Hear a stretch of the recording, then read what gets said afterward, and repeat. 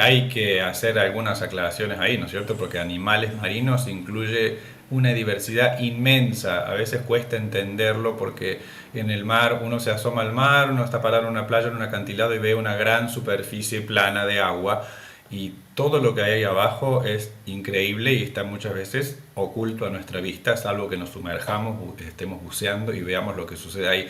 Imagínate lo que es meterse en un arrecife de coral donde vas a ver desde formas animales pequeñísimas, que puede ser un pequeño erizo o una pequeña estrella de mar, o que pase al lado tuyo un tiburón de 7 metros de largo, los corales y demás. Entonces hay que ver cuando decimos los animales marinos, a cuáles nos estamos refiriendo. Tenemos animales fijos que parecen casi piedras como los corales y tienen una comunicación entre ellas muy interesante porque son animales coloniales y coordinan de cierta forma sus comportamientos y sus funcionamientos. Y luego los individuos que son los más llamativos, en nuestro caso podemos hablar de las ballenas, de los delfines, ¿no es cierto? También, bueno, cómo definimos la inteligencia, a qué nos referimos con eso. Muchas veces se hace referencia a si los animales son más inteligentes, menos inteligentes que nosotros los humanos. Siempre, por supuesto, cuando hablamos de la inteligencia en animales marinos, ¿quiénes son los primeros que saltan a nuestra mente? Bueno, los delfines.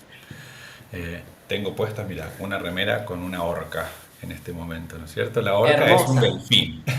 La orca es técnicamente un delfínido, así que es la especie de delfín más grande del mundo.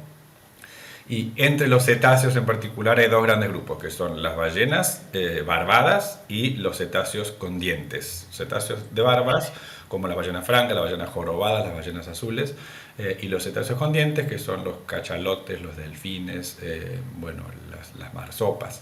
En este último grupo es donde se ha descrito, digamos, comportamientos inteligentes, más elaborados, más complejos. Entonces ahí podemos entrar a hablar acerca de la inteligencia de estos animales de una manera bastante más sofisticada.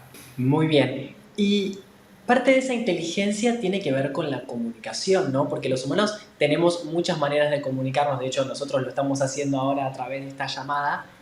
Sí. La comunicación entre algunos de estos animales se puede considerar como parte de esa inteligencia y cómo es esa comunicación. Sí, claro. Sin duda, digamos, cuando se habla de inteligencia, la comunicación es una de las variables que se tiene en cuenta, ¿no es cierto? El animal que estamos tratando de evaluar en su inteligencia se comunica con sus pares, qué información se comunican, cuán importante es esa comunicación para esa especie. Eh, la comunicación entre especies es una cosa, la comunicación dentro de la misma especie es otra. En el caso de los cetáceos, como siempre digo, los cetáceos viven en un mundo de sonidos. En el mar, el sentido más importante para un mamífero marino en este caso es el sentido del oído. Entonces para ellos la comunicación acústica es fundamental. Para otras especies como pueden ser los peces, como puede ser un tiburón, ellos pueden captar otros estímulos del medio que pueden ser impulsos eléctricos, por ejemplo, los tiburones captan impulsos eléctricos del corazón de sus presas, pueden sentirlo a distancia, cosa que nosotros no podemos hacer. Los peces, otros peces, tienen Increíble. sí, lo que se llama el órgano de la línea lateral, que está presente en los peces y que es un órgano que capta diferencias de presión en el agua. Entonces son órganos de los sentidos que muchos animales utilizan, que nosotros no tenemos y que ni siquiera podemos imaginar cómo sería, por ejemplo, que vos estés sentado donde estás y a lo mejor a 10 metros tuyo hay una persona y vos estés captando los impulsos eléctricos del corazón de esa persona o de un perro, si tenés un perro en tu casa, si fueras un tiburón lo podrías estar captando. Eh, volviendo a los cetáceos, es el oído lo que ellos realmente utilizan. Eh, Primero, escuchan, así como nosotros escuchamos simplemente los sonidos que se producen en el medio que nos circunda y obtenemos información y procesamos esa información acústica. En el caso de los delfines, por ejemplo, además ellos utilizan lo que se llama la ecolocación, en la cual interviene el sentido del oído, pero es una manera de utilizar el oído de manera activa. La ecolocación lo que hace un delfín es emitir un sonido activamente, emite un sonido, ese sonido sale de su cuerpo, rebota en los objetos que hay alrededor, que puede ser desde una piedra en el fondo o un pez o un cardumen que esté nadando cerca, y el eco del rebote de ese objeto vuelve al cuerpo del delfín y procesa ese eco y puede determinar si es un animal que se está moviendo, es decir, si es un ser vivo o si es un ser inanimado, y si es un ser vivo, qué tamaño tiene, en qué dirección se está moviendo, a qué distancia está. Eso es todo gracias a la ecolocación en la cual el sonido es fundamental. Mencionaste algo que me pareció muy interesante, que es la comunicación entre individuos de la misma especie y comunicación entre especies diferentes.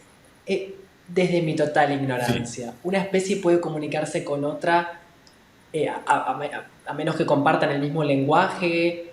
Digo, cada especie tiene su propio lenguaje. ¿Cómo hacen para comunicarse? sí, te devuelvo la pregunta. ¿Tenés perro, tenés gato? ¿Tenés perro, digamos? Perro no, tengo gatito. Tenés gatito. Tu gatito seguramente encuentra maneras de comunicarte cosas. Somos dos especies muy diferentes, pero vos ves a tu gatito o escuchás a tu gatito y sabes lo que tu gatito quiere seguramente. Y se está comunicando con vos y vos te estás comunicando con él. Un perro que mueve la cola simplemente ni siquiera emite ningún sonido. Te mira con carita tierna y mueve la cola, está comunicándose con vos y te está diciendo que te quiere porque está contento porque volviste a casa, o te está diciendo que tiene hambre, o si te muestra los dientes y eriza los pelos y demás, te está diciendo que está en un estado agresivo, y eso es todo comunicación. Después hay otro tipo de comunicación también muy interesante entre especies, que es lo que te llamó la atención. Vamos a hablar de una comunicación en los colores. Una serpiente de cascabel, que es roja, negra y blanca con anillos y una coloración muy llamativa, le está diciendo a otras especies: soy venenosa. Simplemente porque tiene estos Claro. colores llamativos. Las ranas tóxicas también, son muchas veces ranas de colores muy vistosos, con colores anaranjados, amarillos y demás, y le están diciendo a otras especies: soy tóxica y si me comes te vas a morir.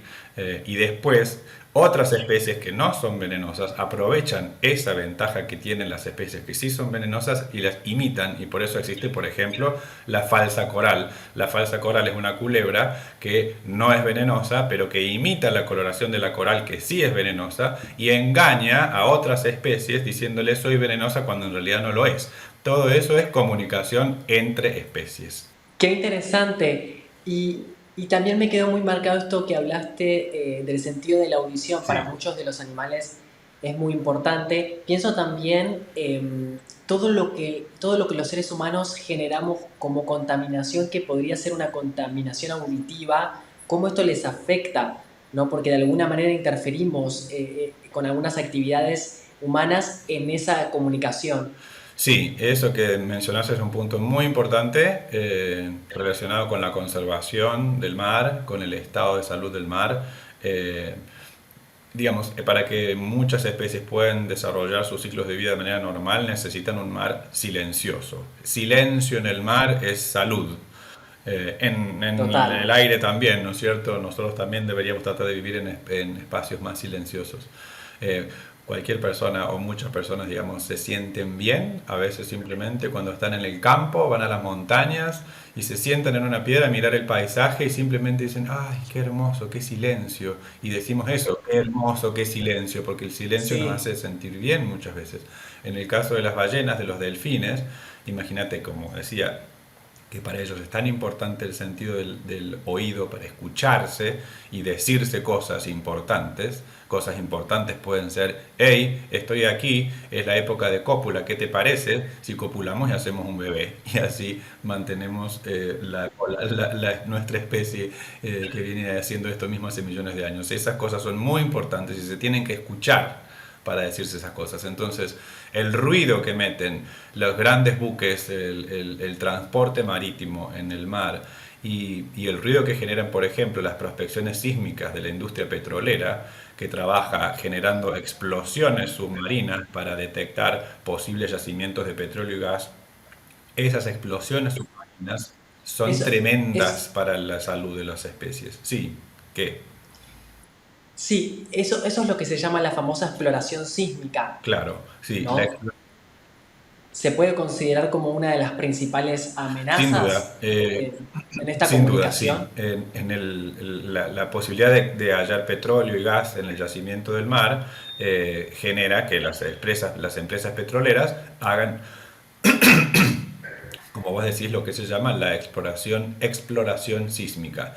¿En qué consiste rápidamente esto? Un buque básicamente navega por la superficie del mar con una serie de aparatos que vienen flotando detrás del buque, y esos aparatos generan explosiones de una gran intensidad. Esas explosiones eh, viajan en todas direcciones en el agua y particularmente penetran la corteza terrestre, es decir, el fondo marino, viajan kilómetros dentro de la corteza terrestre y vuelve un eco, y ese eco es captado también por los sensores que están en el buque. Es decir, básicamente lo que hacen es hacer una ecografía del fondo marino. ¿Para qué? Para saber si ese fondo marino en ese lugar es pura roca o bien si hay un yacimiento de algo fluido, que puede ser gas o que puede ser petróleo. Entonces se hacen esas exploraciones sísmicas para buscar petróleo y gas en el mar. Y eso tiene un impacto tremendo en todas las formas de vida que están en el lugar, no solamente en las ballenas y en los delfines, sino en muchas otras especies, las cuales viven entonces en un ámbito, cuando se están haciendo esas exploraciones, de constante ruido, y ruido tremendo además, no un ruido de fondo así más o menos, sino explosiones que pueden aturdir y que tienen tal intensidad que incluso pueden causar daños físicos e incluso pueden llegar a producir la muerte de muchos animales. Claro, porque además me imagino, no solo altera la comunicación, sino que es una invasión al hábitat de estos animales. Es complejo. Sí, no solamente les impide comunicarse, decirse cosas importantes unos a otros, sino que también imagínate que les impide, por ejemplo, descansar.